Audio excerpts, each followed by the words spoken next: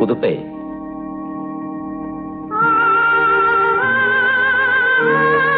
എന്താ ഉതുപ്പേ? എന്തു പറ്റി?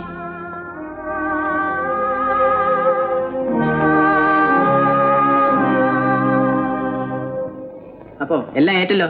ഓ, എല്ലാം ഭംഗിയായി തന്നെ നടക്കും. ചേട്ടൻ ഇവിടെ വന്നപ്പോ ഇന്നലെ രാത്രിയിൽ ഇവിടെ നടന്ന കാര്യങ്ങളെല്ലാം ഞാൻ പറഞ്ഞു.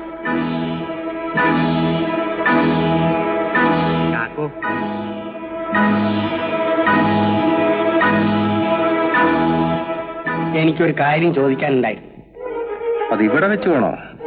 എനിക്ക് പറയാനുള്ളത് അന്നാമ്മ ഇന്നലെ പറഞ്ഞ കാര്യല്ലേ?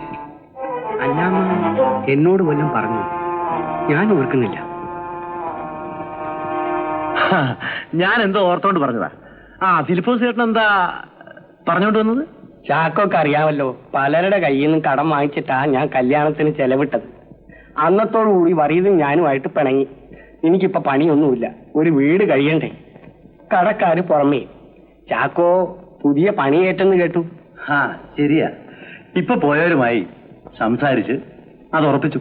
എങ്കിൽ എന്നെ കൂടെ ചേട്ടൻ അറിയാമല്ലോ.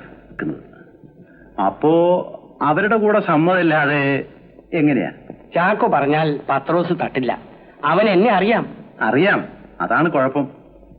ഇക്കാര്യത്തെ പറ്റി ഫിലിപ്പോസ് ചേട്ടൻ എന്നോട് ആവശ്യപ്പെടുന്നതിന് മുമ്പ് തന്നെ ഞാൻ പത്രോസിനോട് പറഞ്ഞതാ. എന്നിട്ട് വറീദിന്റെ കൂടെ നിന്ന് അവനെ ചതിച്ച ഫിലിപ്പോസ് നമ്മുടെ കൂടെ വന്നാൽ ഒരവസരത്തിൽ നമ്മളെയും തിരിഞ്ഞു കുത്തിയാലോ എന്നാണ് അവൻ ചോദിച്ചത്.